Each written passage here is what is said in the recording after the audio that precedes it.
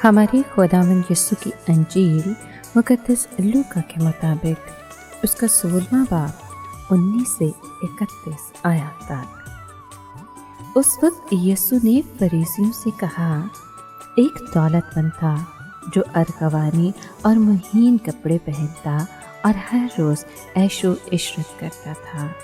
और लाजर नामी नासूरों से भरा हुआ एक भिखारी उसके दरवाजे पर पड़ा हुआ था और उसे आरज़ू थी कि मैं उन टुकड़ों से पेट भरूं जो उस दौलतमंद की मेज़ पर से गिरते हैं, बल्कि कुत्ते भी आकर उसके नासूर चाटते थे।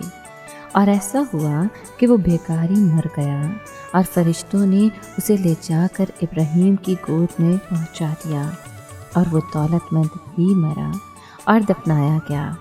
और जब उसने आलम अस्फल के अज़ाब में मुब्तला होकर आंखें खोली तो दूर से इब्राहिम को देखा और लाजर को उसकी गोद में, और उसने पुकार कर कहा कि ए बाप इब्राहिम, मुझ पर रहम कर और लाजर को भेज ताकि वो अपनी उंगली का सिरा पानी से भिगो कर मेरी ज़ुबान ठंडी करे, क्योंकि मैं इस आग में तड़पता हूँ। मगर इब्राहिम ने कहा, बेटा, याद कर कि तू अपनी ज़िंदगी में अच्छी चीज़ें हासिल कर चुका और इसी तरह लाजर बुरी चीज़ें। बस अब वो तसल्ली पाता है और तू तड़पता है, और इन सब बातों के अलावा हमारे तुम्हारे दरमियान एक बड़ा गड्ढा हाइल है, ऐसा कि जो यहाँ से तुम्हारे पास जाना चाहें ना जा सकें और ना वहाँ से यहाँ आ सकें।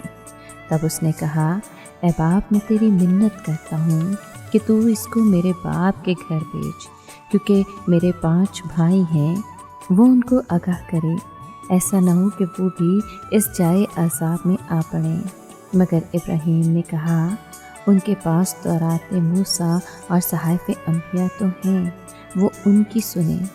उसने कहा, नहीं है बाप इब्राहिम, लेकिन अगर कोई मुर्दों में से उनके पास जाए तो वो तौबा करेंगे।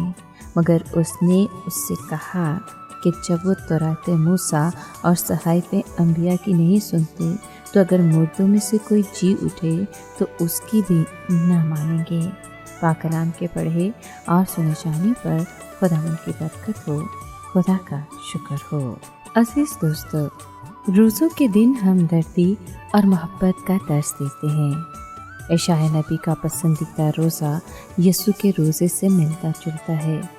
भूखे के लिए रोटी तोड़ना, मोहताजों और नंगों का ख्याल और फ़िक्र करना और अपने जैसे इंसान से मोहब्बत करना खुदावंद की पसंद का रोज़ा है।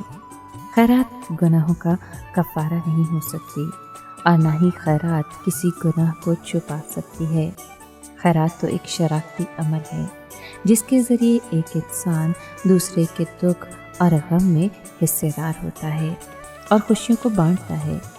कभी कभी हमारा खैराती अमल दिखावे के लिए होता है, जो सरासर एहसास, मोहब्बत और शराकत के तकाज़ों को पूरा नहीं करता। खैरात के लिए बहुत कुछ देना लाजमी नहीं है। खैरात के लिए अपनी रोटी को भूखे के लिए तोड़ना और किसी ज़रूरतमंद की ज़रूरत में मदद करना लाज़िम है। ए खुदा मेहरबान, तेरी तमाम तर नेमतों के लिए हम तेरा शुक्र अदा करते हैं।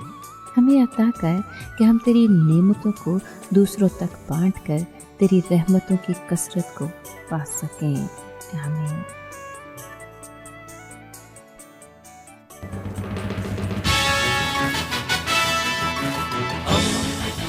दोस्ती का पैगंबर, रेडियो वेरितास एशिया।